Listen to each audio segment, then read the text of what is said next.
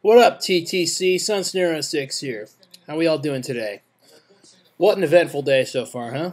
Lots to talk about, lots that happened last night as well. We're going to try and touch a little bit on everything today. I'm going to talk all about it. About 40 minutes ago, it's now 3:38 here on the East Coast, the NCAA released its findings and its punishments for University of Southern California, USC, and its massive violations. And let's just say USC had the hammer brought down on them by the NCAA. And the punishment includes a 2-year postseason ban, so no bowl games for the next 2 years, and some big hits on recruiting. Loss of 10 scholarships a year for the next 3 years, so that's the loss of 30 scholarships. In addition, limited recruiting contact, and also there's the possibility that they could have their 2004 and 2005 seasons vacated. All the wins, and that includes a national championship and also quite a few Pac-10 championships as well. Not to mention, Reggie Bush may also have his Heisman Trophy taken away from him. Now, I'm sorry to say for any of you USC fans out there, but I love it. I hate USC with a fiery freaking passion. And you guys deserve all this. So, you guys are done for a little while. I mean, I don't expect USC to do much of anything, because they've got really nothing to play for now. No postseason for the next 2 years. So, say you guys are screwed. And, they can talk all they want about you guys having incredible recruiters on your coaching staff for football, including Lane Kiffin and Ed Orgeron, not limited. But, you know what? Not even the greatest recruiters in the world could help you right now. Considering the fact that you guys have to go out and tell kids that you're recruiting for 2011 that they will not be playing in a bowl game their freshman year. I'd like to see what happens and how many top recruits are going to start turning their heads from USC. It's going to be fun to watch. So screw USC. Moving on now. I made another video about conference expansion on a couple nights ago, but now it appears like it's going to happen. It doesn't even appear like it's going to happen. It is happening right now. And lots has already happened today. Nebraska formally accepted membership into the Big Ten. They're going to make a statement tomorrow formally announcing that they're going to be in the Big Ten. And also, Colorado just joined the Pac-10. I mean, so we got 2 Big 12 teams just jumped ship from the Big 12. Nebraska and Colorado.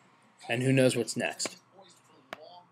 I think it's safe to say right now the Big 12 is going to die soon. It's on life support. Well, actually, at this point, it's in a vegetative state. I think it's almost as good as gone, pretty much.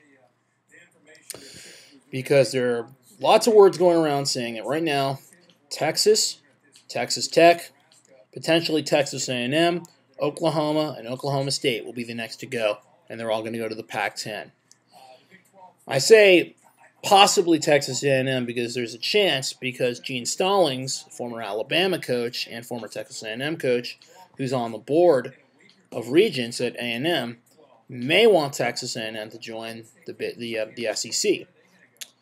And here's a shout-out to Tao09. What's going on, Tao? Tao and I were talking this morning, and Tao and I both believe that the SEC would be a nice place for Texas A&M. They're not exactly a huge powerhouse like Texas, but they'd be one more good team to add to the Western Division of the SEC. In addition, the Big East and the ACC right now haven't made any moves.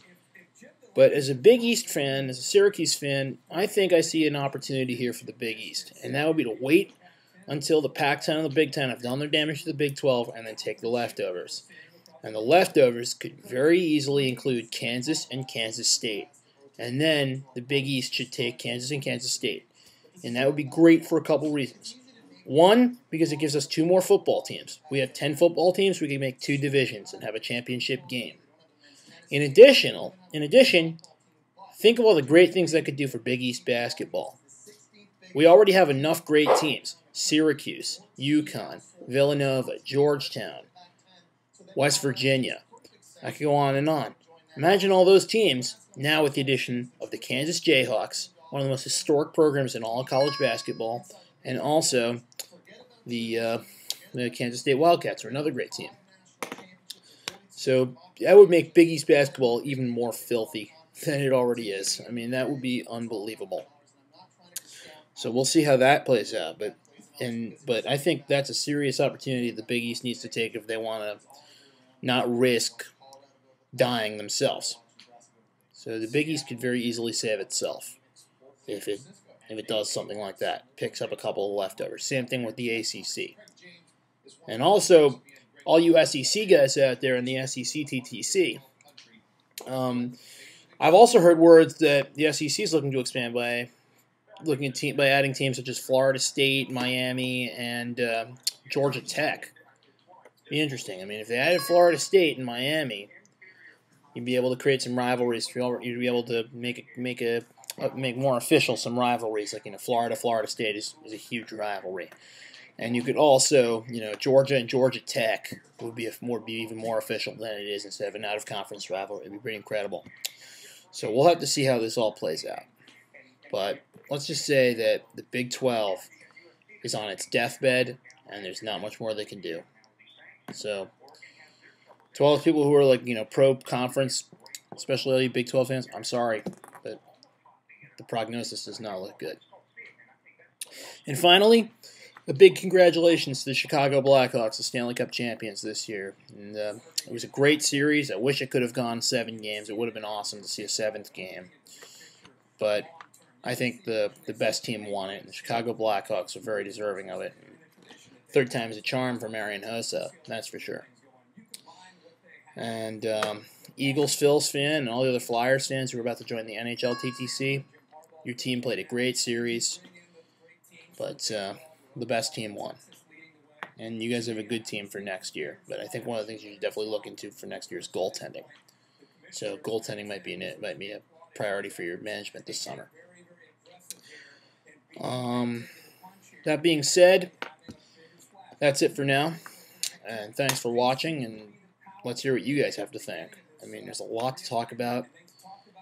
And we're going to try our best to, sort this all out as it goes along. So anyway, that's all for me. This is Sun Snare 6. That's my story, and I'm sticking to it.